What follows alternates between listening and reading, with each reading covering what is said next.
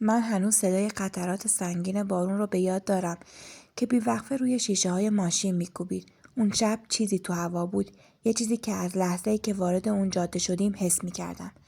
الکس پشت فرمان بود. با تمرکز عجیبی به جاده خیره شده بود. ماری تو صندلی جلو بی صدا زل زده بود به تاریکی و دیوید کنارم نشسته بود. مدام نقشه رو چک میکرد. الکس گفت این جاده تو نقشه نیست. صدای خشدارش رو به زور میشنیدم. چون صدای بارون همه چیز رو در خودش غرق کرده بود. جاده خیلی باریک بود و درخت‌های بلند دو طرفش مثل سایه‌های سیاه خم شده بودن. چند دقیقه بعد یه نور ضعیف از دور دیدم.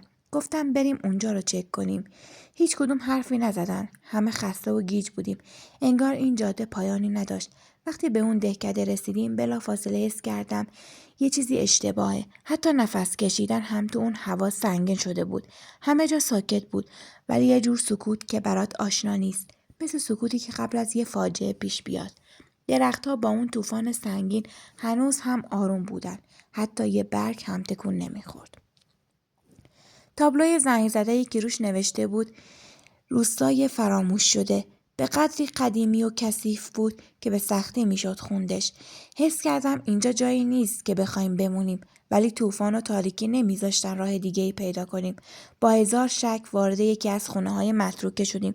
خونه‌ای که از دور مثل بقیه متروکه به نظر نمی‌رسید، اما وقتی واردش شدیم انگار سالها بود که کسی پاشو توش نذاشته بود.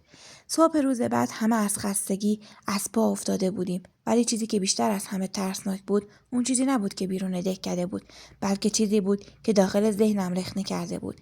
وقتی صبح با صدای الکس بیدار شدم دیدم که ایستاده جلوی در و به جاده خیره شده. گفت ما نمیتونیم بریم، جاده‌ای که دیشب ازش اومدیم دیگه نیست. من و ماری و دیوید با عجله دویدیم سمتش و جاده واقعا ناپدید شده بود.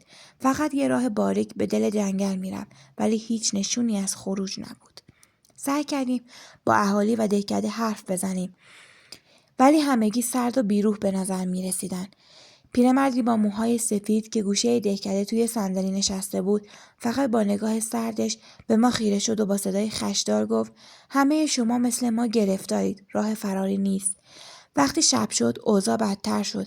اهالی دهکده به ما گفتن شبها از خونه بیرون نرید. وقتی صدای ناله ها رو میشنید درها رو قفل کنید و از پشت پرده نگاه نکنید. دیوید پوزخند زد و گفت اینا همه افسانه است.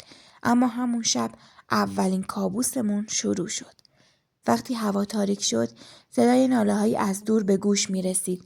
ناله‌هایی که به تدریج نزدیک و نزدیکتر می شدن. صدایی که انگار از هزاران گلوی مختلف خارج می شد. انگار چیزی از دل خاک به سطح می آمد. من نمیتونستم مقاومت کنم. باید میدیدم و این صدای وحشتناک از کجا میاد. آروم به سمت پنجره رفتم و پرده رو کنار زدم.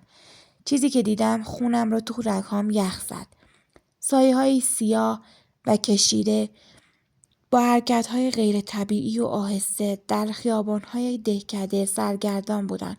اونها هیچ چهره مشخصی نداشتن، فقط سایه بودن، ولی حس می‌کردم که چشماشون از دل تاریکی به ما زل زده بود. وقتی الکس سعی کرد در رو باز کنه فهمیدیم که همه درها قفل شدن. قفل‌هایی که از داخل باز نمی‌شدن. ماری با صدای لرزان گفت این نمیتونه واقعی باشه. صبح روز بعد همه سردرگم و وحشت زده بودیم. هر راهی که انتخاب میکردیم به همان نقطه اول برمیگشت. هر جاده‌ای که میرفتیم یه حلقه بود که ما رو به مرکز دهکده برمیگردوند. انگار این دهکده یه جور زندان بود که ما رو به داخل خودش میکشید. یه زن مسن به ما گفت اینجا طلسم شده، هر کسی که وارد اینجا بشه باید با ترس‌های خودش روبرو بشه. از اون روز به بعد هر شب بدتر از شب قبل بود. سایه ها نزدیکتر می شدن و ناله ها بلندتر. یکی از اهالی گفت شب آخری که موجودات به شما برسن همه چیز تموم میشه. حالا فقط مونده بودیم تا ببینیم کی باید قربانی بشه تا بقیه نجات پیدا کنن. هر لحظه صدای ناله ها به ما نزدیکتر می شد. ما فقط به انتخاب داشتیم. یا یکی از ما باید بمونه و قربانی بشه یا همه ما برای همیشه در این دهکده طلسم شده باقی میموندیم. روزها و شب‌ها یکی پس از دیگری گذشتند. ما همچنان در دهکده گیر افتاده بودیم. سایه‌ها هر شب به خونه نزدیکتر می‌شدند و صدای ناله‌ها بلندتر و وحشتناکتر می‌شد. به مرور ما همدیگر را گم کردیم. دیوید اولین کسی بود که ناپدید شد. شبی که سایه ها کاملا خونه را احاطه کرده بودن، اون ناگهان از اتاق خارج شد. ما جیغ‌هاش رو شنیدیم، ولی وقتی به دنبالش رفتیم انگار دود شده بود رفته بود به هوا. هیچ اثری ازش باقی نمونده بود.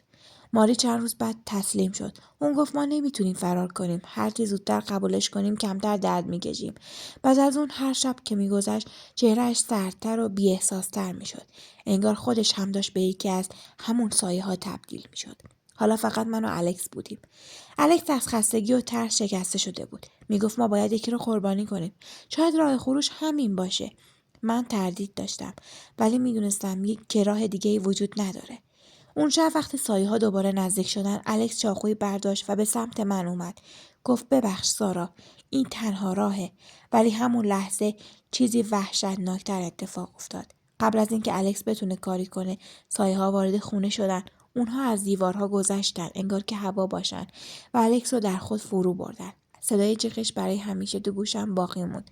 ولی چیزی که بیشتر از همه ترسناک بود این بود که بعد از ناپدید شدن الکس، سایه ها به من نزدیک نشدن. اونا فقط ایستادن و به من خیره شدن. انگار منتظر بودن، منتظر که من فقط تصمیم بگیرم.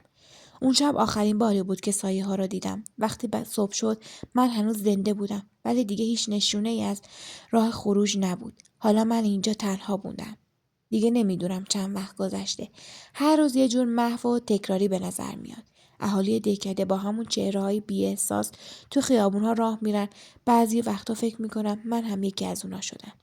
حالا میفهمم دهکده هر کسی رو به طریقی در خودش حبس میکنه. اینجا فقط سایه ها نیستن که توی شب میان. این دهکده خودشه که مردم رو تسخیر میکنه و حالا من بخشی از اینجا شدم. شاید سایه ها منتظر کسی بودن که تصمیم بگیره بمونه.